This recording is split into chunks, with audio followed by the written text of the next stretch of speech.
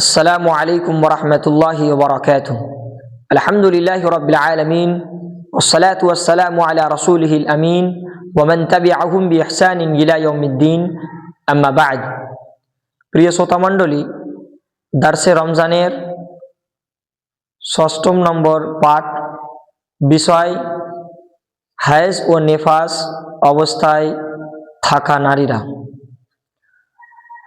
রমাজানুল মুবারক মাসে, বিশেষ করে রমাজানুল মুবারক মাসে দেখতে পাওয়া যায় যে অনেক নারীরা হায়েজ অবস্থায় কিংবা নেফাসের অবস্থায় জড়িত থাকে। তো এমতো অবস্থায় তাদের জন্য কি করণীয়? তো এর পূর্বে আমি বলে দিই যে হায়েজ বা হায়েজা সেসব মেয়েদেরকে বলা হয় যাদের মাসিক যে রক্তগুলো আসে সেই রক্তর কারণে তাদেরকে হায়েজা বলা হয়। আর নেফাস বা নেফাস সেই সব মেয়েদেরকে বলা হয় যে যাদের বাচ্চা জন্ম দেওয়ার পরে, সন্তান জন্ম দেওয়ার পরে যে রক্তটা বার হয় সেই রক্তকেই কিন্তু নেফাস বলা হয়। হ্যাঁ, তো ওখান থেকেই নুফাসা বলা হয়েছে সেসব নারীদেরকে। তো এমত অবস্থায় কোরআন হাদিস থেকে যা প্রমাণ হয় যে এমত অবস্থায় নামাজ পড়তে বারণ করা হয়েছে এবং রোজা রাখতে বারণ করা হয়েছে। হ্যাঁ, তো এই নামাজের তো তাকে পরে আর কাজা করতে হবে না, কিন্তু রোজার তাকে কাজা করতে হবে। এরকম মেনে নেন যে হয়তো কাউরে দুটো চারটা পাঁচটা ছটা যটাই হোক তার রোজা ছুটেছে।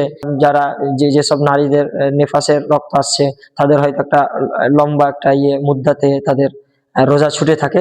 তো সেই সব নারীদেরকে পরে সেটাকে কি করতে হবে, পূর্ণ করে নিতে হবে, মানে সেই রোজাগুলো রেখে নিতে হবে পরে। এবার এর মানে এটা নয় যে রমাজানুল মুবারক মাসে হয়তো কোনো মেয়েকে হায়েজের রক্ত আসছে বা কোনো মেয়ের নেফাসের রক্ত আসছে, এর মানে এটা নয় যে নামাজ রোজা থেকে তাকে বিরত থাকতে বলা হয়েছে। তার মানে এটা নয় যে সে ইত্যাদি এছাড়াও যে আমলগুলো রয়েছে, যে ইবাদতগুলো রয়েছে, সে ইবাদত থেকেও তাকে বারণ করা হয়েছে, এটা নয়। বরং এইগুলো জিনিস তাকে বাধা প্রদান করা হয়েছে এই জিনিসগুলো থেকে, কিন্তু সে অন্যান্য ইবাদতগুলো করতে পারে। যেরকম এমত অবস্থায় বেশি বেশি করে জিক্র আজকার করবে, দোয়া করবে, কিংবা দোয়া যেগুলো পাঠ করার আছে সেই দোয়াগুলো পাঠ করবে, আল্লাহ রাব্বুল আলামিনের কাছে দোয়া করবে, কোরআন তেলাওয়াত করবে। এমনকি ওলামা ইকরামগণ বলেন যে সে তেলাওয়াত করতে পারে, জুবানি সে তেলাওয়াত করতে পারে, হয়তো কোরআনে আয়াত যেগুলো মুখস্থ আছে, যে সূরাগুলো মুখস্থ আছে সেইগুলো সে পাঠ করতে পারে, কোনো অসুবিধা নাই। সে মুসহাফ মানে কোরআনকে সে ছুঁয়ে পাঠ করবে না এই ব্যাপারে মোতাভেদ রয়েছে, কিন্তু সঠিক কথা যেটা এটাই, জুমহুর উলামা ইকরাম যেটা বলেন সেটা এটাই যে সে মুসহাফ টাচ করবে না, বরং অন্য কেউ যদি সেটা খুলে দেয় তো সে তেলাওয়াত করতে পারে, কিন্তু সে নিজে টাচ করে সেটাকে কোরআন তেলাওয়াত করবে না। এছাড়াও অনেক মাধ্যম রয়েছে, ইবাদতের আরো রয়েছে, অন্যান্য আরো ইবাদত রয়েছে যেগুলো সে এমত অবস্থায় করতে পারে। তো এইভাবে আপনি আল্লাহ রাব্বুল আলামিনের নৈকট্য হাসিল করতে পারেন। তো আমার যেটা রিকোয়েস্ট যে কোনো হাইজের অবস্থায় কিংবা নিফাসের অবস্থায় মেয়েরা কখনো এটা না ভাবে যে আমার জন্য রোজা থেকে আমাকে বারণ করা হয়েছে, রোজা রাখা থেকে এবং নামাজ পড়া থেকে বারণ করা হয়েছে, তো আমি অন্যান্য যে ইবাদত গুলো রয়েছে সেগুলো করব না। এটা ভুল ধারণা। এটা এই ধরনের ধারণাগুলো না রাখাই উচিত।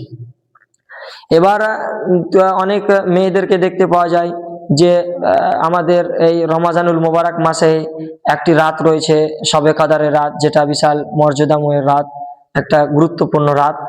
সেই রাতের জাগরণের ব্যাপারেও দেখতে পাওয়া যায় অনেক মেয়েদেরকে যে এমত অবস্থায় থাকে, তো তারা ভাবে যে রাত জাগরণ করা যাবে না বা অনেক কিছু প্রশ্ন জাগে। তো এমত অবস্থায় কোনো অসুবিধা নাই, সে জিক্র আজকার, দুয়ার মাধ্যমে, তেলাওয়াতের মাধ্যমে, আরো অন্যান্য মাধ্যমে সে আল্লাহ রাব্বুল আলামিনের ইবাদত করতে পারে, আল্লাহ রাব্বুল আলামিনকে স্মরণ করতে পারে, কোনো অসুবিধা নাই। এতে নিরাশ হলে হবে না, হতাশ হলে হবে না যে আল্লাহ রাব্বুল আলামিন আমাকে ইবাদত থেকে আমাকে বঞ্চিত রেখেছে, আমি হায়েজ অবস্থা কিংবা নিফাস অবস্থায় আমি রোজা রাখতে পারছি না কিংবা আমি নামাজ পড়তে পারছি না, এইভাবে নিরাশ হলে হবে না। বরং আল্লাহ রাব্বুল আলামিন যেটা ভাগ্যতে লিখে রেখেছেন সেটার প্রতিও ঈমান আনাটাও একটা কিন্তু অপরিহার্য জিনিস। আর এমতো অবস্থায় কোনো মেয়ে যদি মক্কা মোকাররমাতে গিয়ে সে যদি হজ বা উমরার জন্য উমরা করে, তো সেই অবস্থায় এমত অবস্থায় যদি থাকে তাহলে তার জন্য তওয়াফ করতে তাকে বাধা প্রদান করা হয়েছে, হাদিস থেকে তাকে বাধা প্রদান করা হয়েছে। তো এমত অবস্থায় সে হায়েজ অবস্থায় কিংবা নেফাসের অবস্থায় সে ওখানে করে তওয়াফ করবে না। শেষে আমার যেটা রিকোয়েস্ট সেটা এটাই যে যারা হায়েজের অবস্থায় থাকবে, যেসব নারীরা বা যারা নেফাসের অবস্থায় থাকবে, সেসব নারীদেরকে শুধু এটা ভাবলে হবে না যে নামাজের এবং রোজার সঙ্গে সঙ্গে অন্যান্য ইবাদত গুলো করতে হবে না, এটা ভাবলে হবে না। বরং জিকির আজকার বেশি বেশি করে করতে হবে, তেলাওয়াত করতে হবে, দোয়া করতে হবে, আল্লাহ রাব্বুল আলামিনের কাছে দোয়া চাইতে হবে, আল্লাহ রাব্বুল আলামিনের কৃতজ্ঞতা জ্ঞাপন করতে হবে। এই ধরনের এই করতে হবে।